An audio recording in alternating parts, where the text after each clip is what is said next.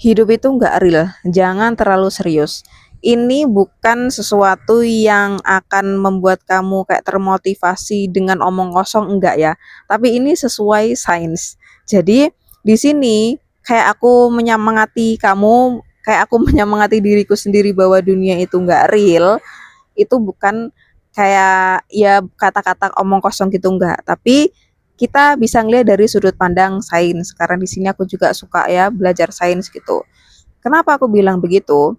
Oke, kita ke sains sebentar. Di sains itu ada yang namanya materi atau partikel dan pasangannya, yaitu antimateri atau antipartikel. Nah, antipartikel ini lucunya sama Allah itu gak diciptakan atau gak ada di bumi ini. Jadi benda itu gak bisa berdampingan sama antimateri. Nah, tapi pada awal penciptaan dulu katanya itu antimateri ada. Nah, kenapa antimateri tidak boleh bersandingan dengan materi?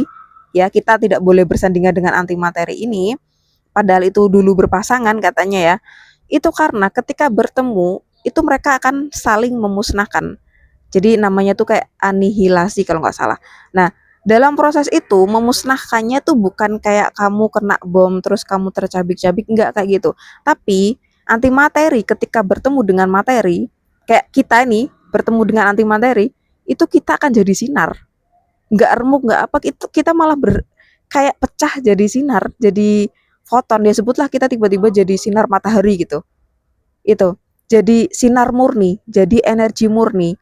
Nah, di situ. Jadi antimaterinya ini sama Allah disimpan di mana? Ya nggak tahu.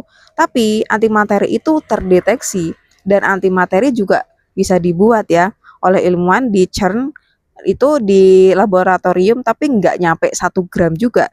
Dan itu juga dipakai di dunia kedokteran, yang dipakai untuk PET scan itu juga nggak nyampe 1 gram, yang dipakai udah kayak 0,00001% 1 gram gitulah ya.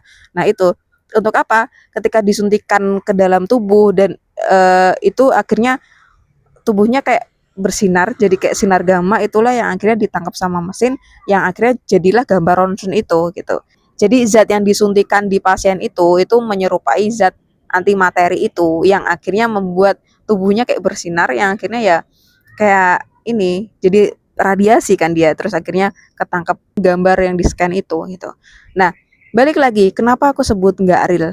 Ya karena kita ini materi yang bahkan bisa berubah jadi sinar, jadi sesuatu yang lain, tidak kita sendiri, hilang jadi foton hanya karena kita bertemu dengan antimateri atau antipartikel. Nah, lucunya antimateri atau antipartikel ini tidak ada di bumi. Karena ya nggak mungkin kalau misalnya ada di sini kita masih ada, itu nggak mungkin. Kita nanti akan jadi kayak malaikat dong, jadi kayak cahaya gitu.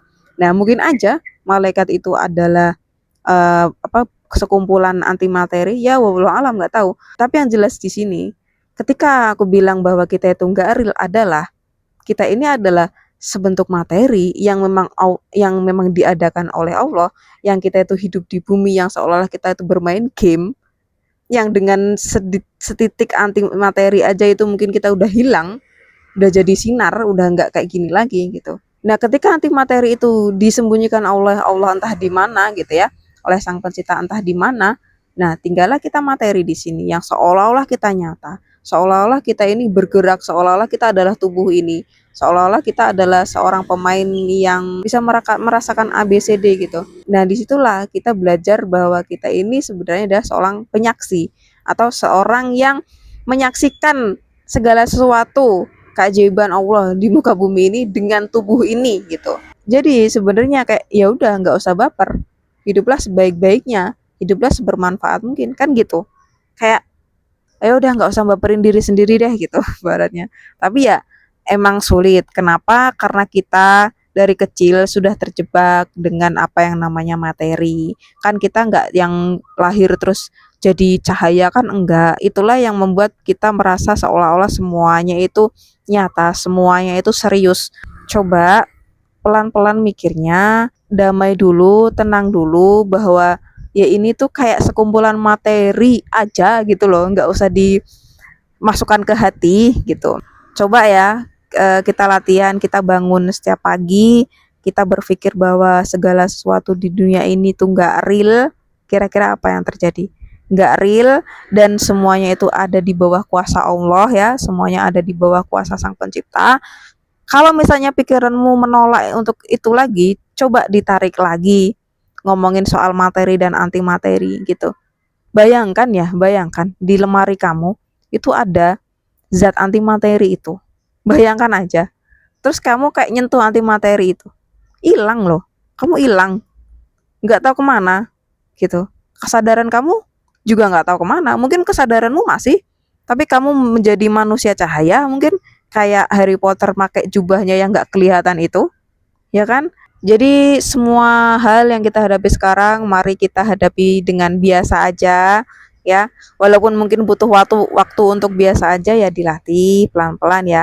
Insya Allah kok pasti segala sesuatu akan berakhir. Bahkan diri kita juga akan berakhir. Dan ya suatu saat mungkin aja kita akan bertemu dengan anti materi kita ya. Anti materi kita terus kita menghilang dan jadi sinar. Ya nggak tahu juga ya, wallahu alam. Tapi yang jelas memang iya, di bumi itu hampir nol antimateri, tapi ada, terdeteksi, dan itu sesuatu yang sebenarnya bahaya. Tapi di sisi lain itu juga mengajarkan kita untuk tahu bahwa di dunia itu banyak hal yang nggak kita tahu gitu. Jadi yuk kembali kita pasrahkan semuanya ke Allah ya, ke Tuhan kita, dan berikan jarak terhadap segala sesuatu yang kita sebut real ini, yang ternyata tidak real. Oke? Mungkin itu aja sih. Terima kasih udah mendengarkan. Mohon maaf kalau ada salah kata. Sampai jumpa di video yang lainnya. Assalamualaikum warahmatullahi wabarakatuh.